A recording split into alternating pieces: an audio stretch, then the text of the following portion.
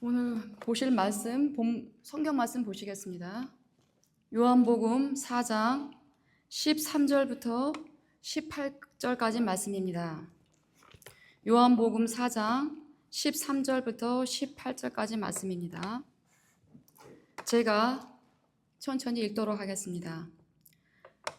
예수께서 대답하여 이르시되 이 물을 마시는 자마다 다시 목마르려니와 내가 주는 물을 마시는 자는 영원히 목마르지 아니하리니 내가 주는 물은 그 속에서 영생하도록 솟아나는 샘물이 되리라. 여자가 이르되 주여 그런 물을 내게 주사 목마르지도 않고 또 여기 물 기르러 오지도 않게 하옵소서. 이르시되 가서 내 남편을 불러오라. 여자가 대답하여 이르되 나는 남편이 없나이다. 예수께서 이르시되 내가 남편이 없다 하는 말이 옳도다. 너에게 남편 5이 있었고 지금 있는 자도 내 남편이 아니니 내 말이 참되도다. 아멘. 오늘의 제목은 역전승입니다.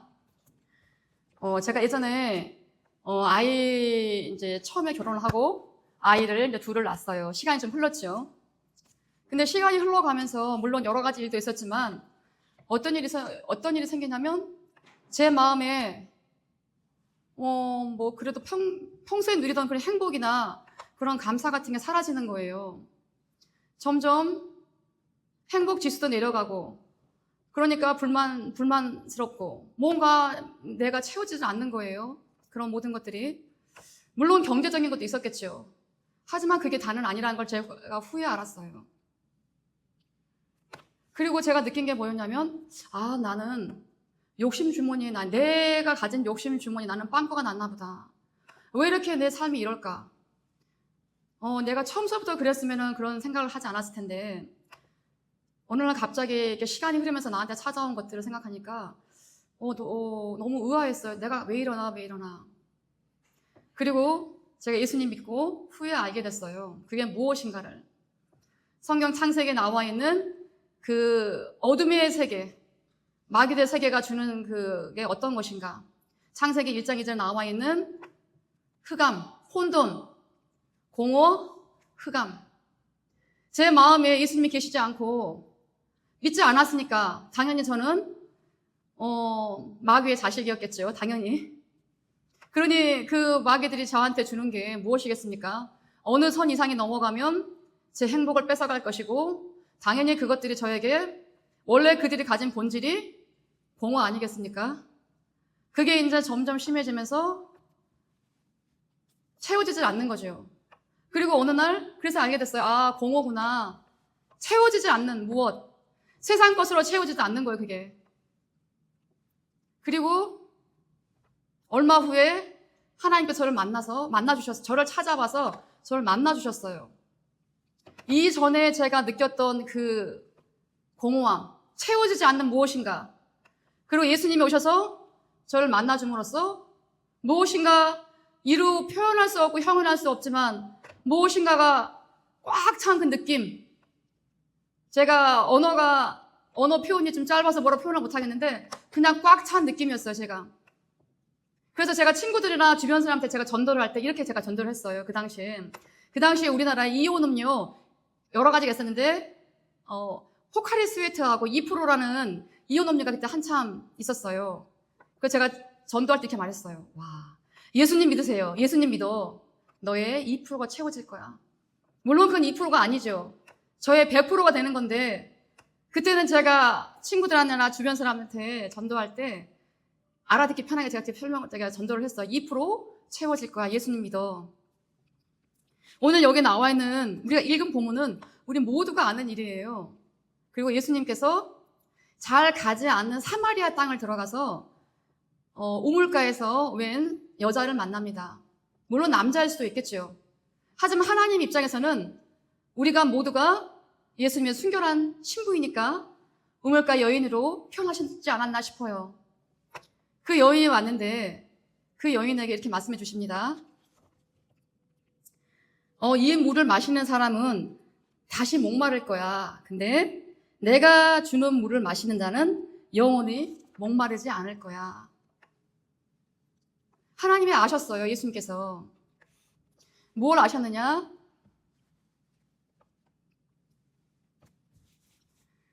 예수님이 계시지 않는 그 심령이 얼마나 목마르고 갈증이 있고 배가 고프고, 우리 육체로는 잘 모를 수도 있겠죠. 그렇지만 그 영이 예수님으로 채워지지 않고 예수님 만나지 못한 그 영이 가지는 마음은, 가지는 것은 뭐냐? 영적인 갈급함이라는 거예요. 목마름. 그래서 이게 어떻게 나타나느냐? 이 여인 또한 예수님을 만나지 못해서 영적 목마름이 있었어요. 근데 이것이 어떻게 나타나냐면, 예수님께서 이렇게 목이 마르다, 목이 마르지 않다, 나는 생수다, 나는 생명의 물이다 하시면서 남편을 불러오라 하시는 거예요. 갑자기 거기서 왜 예수님께 남편을 불러오라 하셨을까요? 영적으로 목마르고 채워지지 않고 공허하고 갈급한 사람들이 예수님이 아닌 세상 것을 찾으면서 내 남편을 사망하는 거예요. 진짜 내 남편은 예수님이신데 세상 속에서 내 남편을 찾아가는 거예요. 그래서 이 여인이 얼마나 이 여인이 왜 예수님께서 그 길을 가시면서 사마리아 땅을 밟으셨겠습니까? 이미 아신 거죠. 이미 그 성령님께서 아셨어요. 이 땅에, 그 땅에 예수님을 찾고 갈급해하는 영혼들이 있다는 걸 아셨기 때문에 이 땅에 오시지 않았을까 싶어요. 오셔서 그 여인을 만났고, 그 여인은 너무나 정직하게 말을 했어요. 저 남편이 다섯이 있었어요. 근데 그 남편은 내 다섯이 있었고 지금 있는 자도 내 남편이 아닙니다. 굉장히 정직하게 예수님 앞에 내 모습을 드러내요. 있는 내 모습 그대로 예수님 앞에 나가는 거예요. 얼마나 아름다운 모습입니까? 우리가 세상 사람 만나면은 나한테 한 겹, 두 겹 포장지를 씌우는 게 사람의 그건데, 이 여인이 얼마나 갈급했으면 예수님 앞에서, 처음 본 유대인 앞에서 있는 모습 그대로, 내 모습 그대로 나가는 거예요. 참 아름다운 모습이에요. 참 이것도 또한. 예수님께서 갑자기 거기서 물으시니까 이 여인이 대답합니다. 남편이 다섯이 있었고 지금 있는 자도 저희 남편이 아닙니다 라고 말합니다. 이 여인이 예수님을 만나지 못한 그 빈 공허한 그 심령에 무엇을 찾았겠습니까? 남편을 찾아 헤맨 거예요. 예수 신랑이 아니라 세상 속에서 내가 내 우상을 찾는 거예요. 내 이 영적 허함을 달래줄, 영적으로 이 허하고 갈증나고 그거를 달래줄 세상 속에서 뭘 찾고 내 남편감을 찾는 거예요. 여기서는 남편이 나와 있고 우리는 보통 그걸 우상이라고 말하지 않습니까? 자, 우리가 보통 말하면 우리가 무엇을 많이 우상으로 삼기고 있습니까? 우리가 가장 많이 남편으로 삼고 있는 거는 예수님이 마태복음에서 말씀하신 것처럼 너네가 두 주인을 섬길 수가 없어. 거기서 뭐가 나오냐면 하나님과 재물을 겸하여 섬길 수 없다라는 말이 나옵니다. 그러면 하나님도 말씀하시는 그 돈이 어쩌면 우리의 우상의 첫 번째 될 수도 있겠죠. 왜냐하면 하나님도 그렇게 찝어주셨으니, 예수님도 그렇게 찝어주셨으니까 마태복음에서. 돈이죠, 돈. 근데 돈은 아무 죄가 없어요. 무엇이 문제냐? 돈을 사랑하는 인간들의 마음이 문제겠죠. 돈을 하나님보다 더 사랑하는 인간들의 그 마음가짐이 문제지 돈이 무슨 죄가 있겠습니까? 그쵸, 여러분? 돈은 뿐이죠. 전도서에서 뭐라고 했냐면 돈을 사랑하는 사람은 돈으로 만족하지 못한대요. 너무나 신기한 일이죠. 풍요를 사랑하는 자는 내가 얻는 소득으로 만족하지 못한대요. 이게 바로 마귀가 우리에게 주는 갈증인 거죠. 예수님은 우리의 본질이 뭐냐면 하나님의 자녀이고 십자가 군병이고 예수님의 정결한 순결한 신부가 돼야 되는데 곁눈질을 팔게 해서 마귀들은 돈을 사랑하게 하고 명예를 사랑하게 하고 이성을 사랑하게 하고 자기 욕심을 사랑하고 자기 연민에 빠지고 각자 살아온 자기 삶을 되돌아보면 각자에 맞는 자기의 남편감이 어쩜 있었을지도 몰라요. 저 또한 그러고 살았으니까요. 근데 그 세상이 주는 그 남편감은 우리에게 만족을 주지 못한다는 거예요. 그 모든 것을 전도서의 기자는 뭐라고 말씀하셨냐면 헛되다라고 말씀하셨어요.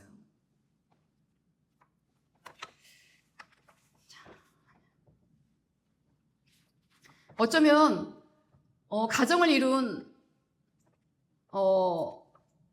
엄마이거나 아빠이신 분들은 내 가정, 내 배우자, 내 자녀 얼마나 소중합니까? 얼마나 소중합니까?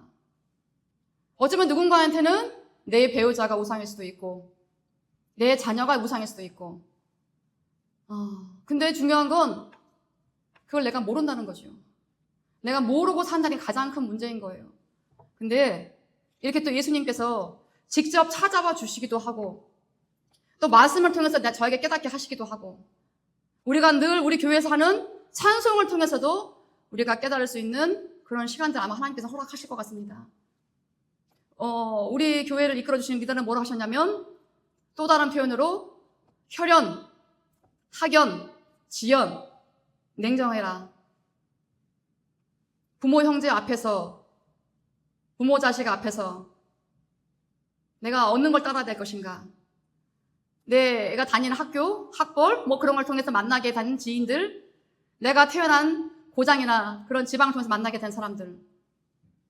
그래서 한국에서는 그거를 짧게 말해서 혈연, 학연, 지연 그 모든 것들을 다 냉정하게 판단하라고 말씀하셨습니다. 우리에게. 왜냐하면 그 모든 것들이 다 있을지언정 하나님보다 앞에 있을 수가 없기 때문입니다. 그리고 우리의 가장 본분은 하나님을 경외하고 하나님의 일을 하고 십자가 군병이 되어서 마귀들과 싸워서 이겨야 될 영적 전투를 치르는 군사이기 때문입니다. 우리가. 오늘 아침에 저희가 오전 예배를 드렸는데 목사님께서 이렇게 말씀하셨어요. 나를 찾으라. 그러면 너희가 살리라. 저 또한 오늘 그 말씀을 준비했어요. 그럼 우리가 어떻게 하면은 이렇게 내가 헛된 것들을 찾고 있는 내 자신을 발견할 수도 있고 발견하지 못한 나 자신을 발견할 수 있는가? 그리고 우리가 어떻게 해야지 여기서 치고 올라가서 그리스도의 성숙한 분량까지 자라갈 수 있는가? 첫 번째 우리가 해야 될 일은 저 또한 그렇게 생각합니다.